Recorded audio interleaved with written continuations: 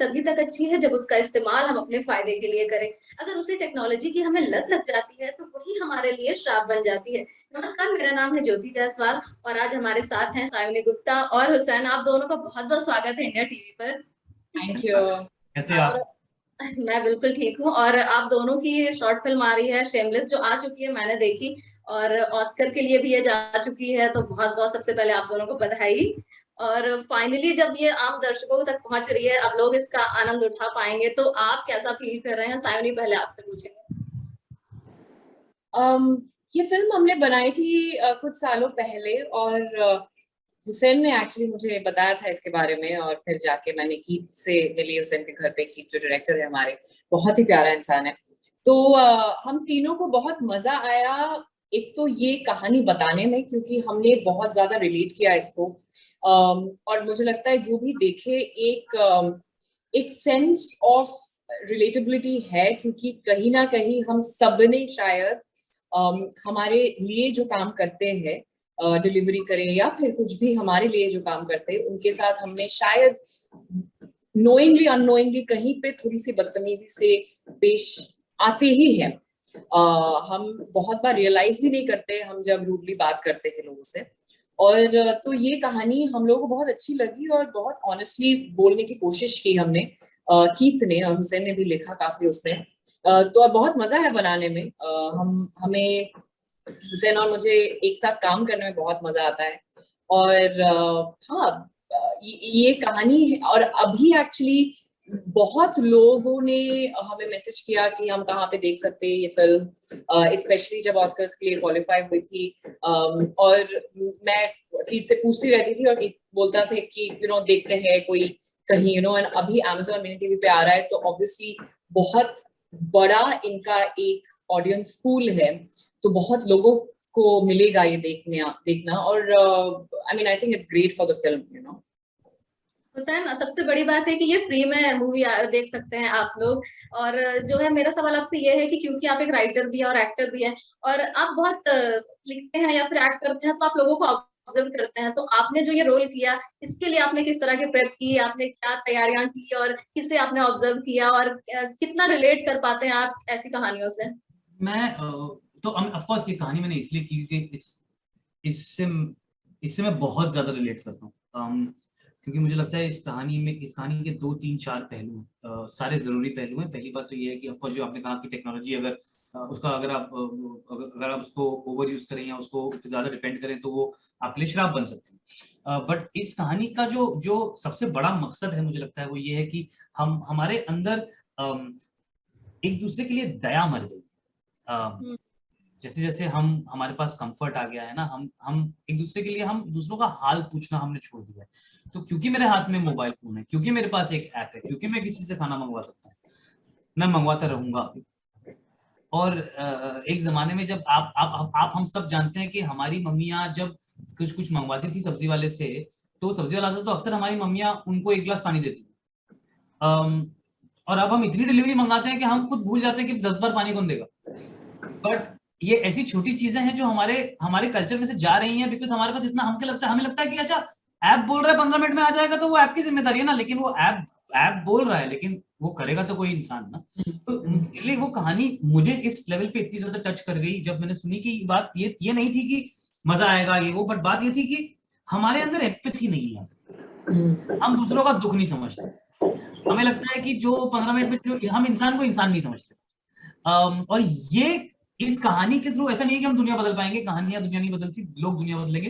But I am saying कि इस कहानी से हमारी छोटी कोशिश है सिर्फ एक लोगों को शेमलेस, जो कि नाम है इस कहानी का, क्योंकि शेमलेसनेस मींस बेशर्मी, कि लोगों को एक हल्की शर्म आ जाए कि आप अगर किसी इंसान के यहाँ से बात कर रहे हो, और अक्सर लोगों को मजा आता है, लोगों को पावर महसूस होता है कम ओहदे के लोगों को दबा के।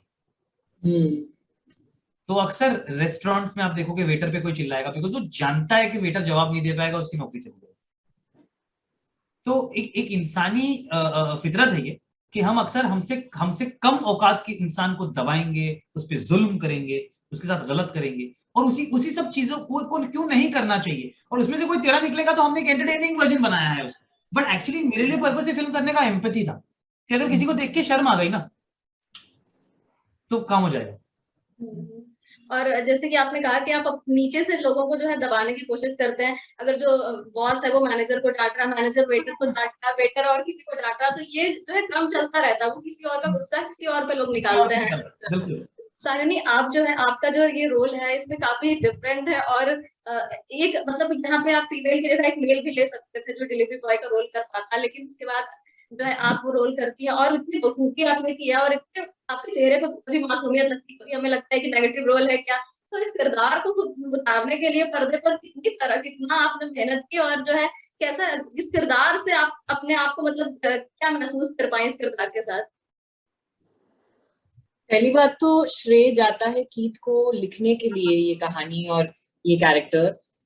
जैसे आपने कहा, बहुत आसानी से वो एक डिलीवरी बॉय लिख सकता था, और पर आई थिंक हुसैन का भी इसमें कंट्रीब्यूशन है, हुसैन और कीथ, क्योंकि हुसैन इतने कमाल के राइटर है खुद। कीथ और हुसैन ने काफी स्क्रिप्ट पे भी काम किया, और आई थिंक दोनों ने मिलके ये डिसाइड किया होगा कि ये डिलीवरी गर्ल होना चाहिए, और क्योंकि वो डायनामिक बिल्कुल बदल जाता है, और ये जब आती भी है बाद में तब आप एक्सपेक्ट नहीं करते कि ये लड़की है तो क्या कर पाएगी, क्या करेगी, क्या उसका मतलब उसको आप प्रेडिक्ट नहीं कर पाते, क्योंकि अगर लड़का होता तो आपको लगता है हाँ ये तो एक घूसा मार देगा और मतलब वो हो जाएगा ना, क्योंकि पावर इक्वेशन वैसा हमने हमारे दिमाग में वैसा एक है ऑलरेडी बना हुआ, पर वो पावर इक्वेशन आप बिल्कुल प्रिडिक्ट नहीं कर पाते कि क्या होने वाला है, क्योंकि एक लड़की है और वो बेचारी सी दिख रही है और वो खामोश भी है, कुछ बोल नहीं पा रही है,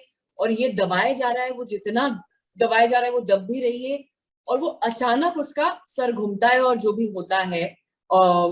मुझे मजा इसलिए आया क्योंकि मैं ना जनरली बहुत, I think all actors do it, observe करती हूँ, मतलब बैठ के ना लोगों को ऑब्जर्व हम सब एक्टर्स करते ही हैं, और मैं हमेशा देखती हूँ जैसे जो हमारे घर पे काम करते हैं उनको आप अगर देखो नीचे से जाते हुए, हर एक का एक कहानी है।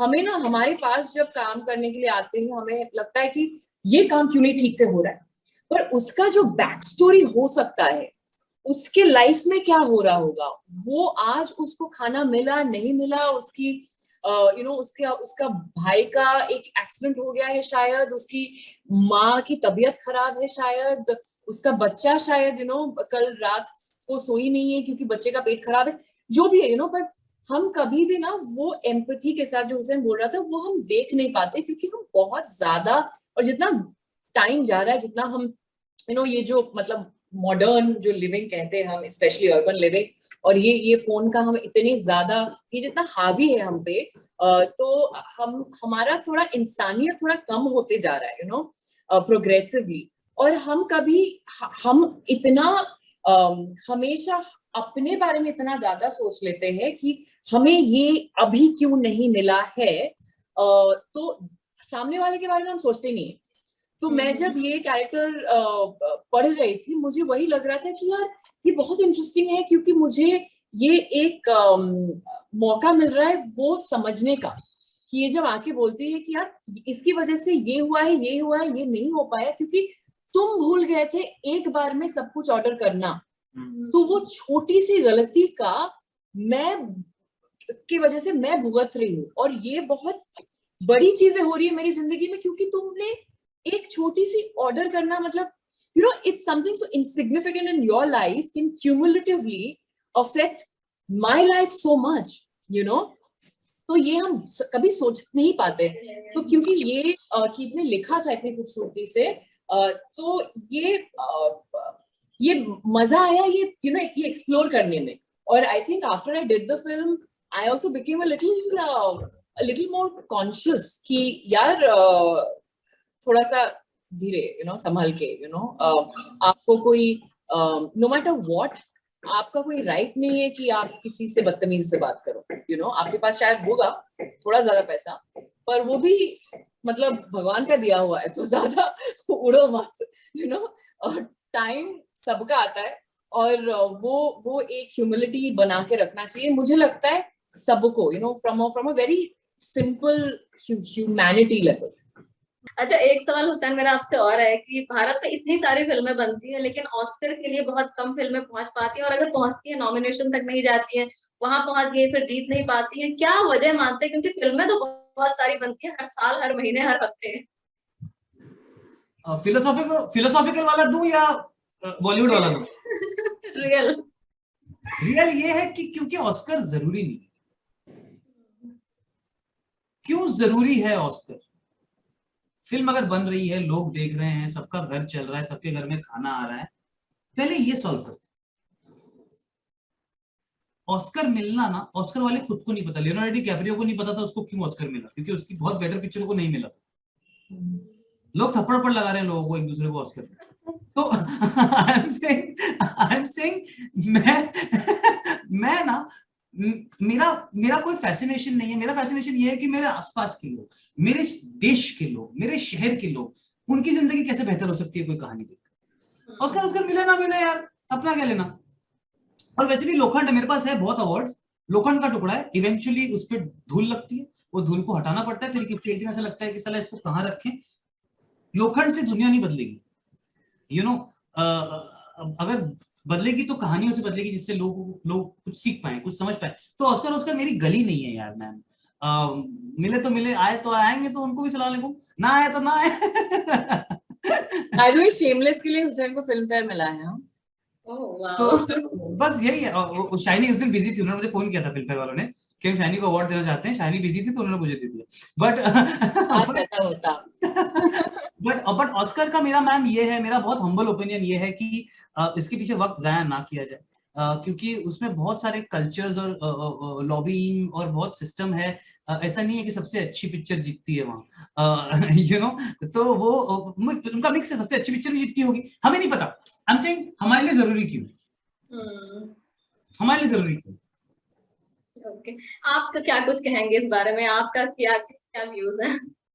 मेरा, हाँ जी, अब ऑनेस्टली मुझे तो ऑस्कर चाहिए और मुझे मानना है कि मुझे मिलेगा भी। पर मुझे एक नेशनल अवार्ड और एक ऑस्कर चाहिए। मुझे बहुत सारा कुछ नहीं चाहिए जिंदगी में, ये दो चीजें। और मैं जब 4 साल की थी तब से शायद मैं अपना ऑस्कर रिहर्स कर रही हूँ। It's probably the most rehearsed thing in my repertoire. In your performances. My repertoire of many Saludakis, my Oscar speech is one such.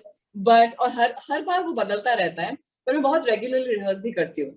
मैं जब मूड में होती हूँ तो अपने आप ही तो but having said that, Oscar ना ये एक अलग खेल है। मतलब ऐसा नहीं कि आपका फिल्म बहुत अच्छी, आपने फिल्म अच्छी बनाई है तो आपने भेजा और उसको ऑस्कर मिल गया। ये एक प्रॉपर मशीनरी है जिसके लिए बहुत पैसे चाहिए होता है, लॉबिंग के लिए बहुत एक सिस्टम है इन प्लेस। आपको वहां पे जाना पड़ेगा, लोगों से मिलना पड़ेगा, लॉबिंग करना पड़ेगा, स्क्रीनिंग्स करने पड़ेंगे, पार्टीज थ्रो करने पड़ेंगे ताकि so it's a press को obviously there's a lot of PR activity around it. तो ये बहुत it's not a poor man's piece of it's not a piece of cake really, and it needs a lot of money और बहुत resources चाहिए। तो बहुत बार क्या होता है, हम बहुत सारे फिल्में बनाते हैं पर हमारे पास ना उतना पैसा होता नहीं है। और आपने देखा होगा कि ऑस्कर के लिए मोस्टली जो फिल्में जाती भी है वो जनरली इंडिपेंडेंट फिल्में, और जैसे न्यूटन गई थी तो इतना पैसा नहीं हो पाता है कि वो एक बड़ी फिल्म के साथ उस लेवल पे compete करे in terms of money and resource. In terms of marketing. In terms of marketing, मतलब and it has nothing to do with merit, sheer merit पे नहीं है, वो merit से ऊपर है ये चीजें, तो वो शायद हमेशा नहीं कर पाते हम। तो वो but that's not an indication of the film being not up to the mark. Film शायद बहुत अच्छी है, पर जब हम शेमलेस के लिए भी जा रही थी और क्वालिफाई हुई थी, हमने बहुत बातचीत की, कितने कोशिश भी की, पर वो नहीं हो पाता है हमेशा क्योंकि नहीं है हमारे पास पैसे, so and I don't think you should feel bad about it, क्योंकि जब होना होगा वो भी हो जाएगा शायद, so yeah. okay, thank you हमसे बात करने के लिए। और करते हैं बहुत लोग आपकी ये फिल्म देखें और पसंद करें, और हमें आपके आने वाले प्रोजेक्ट का वेट है, और 4 मोर शॉर्ट्स के भी अगले सीजन का वेट कर रही हूँ मैं। Thank you. Thank you Jyoti, thank you so much. Thank you. Bye. Thank you Jyoti.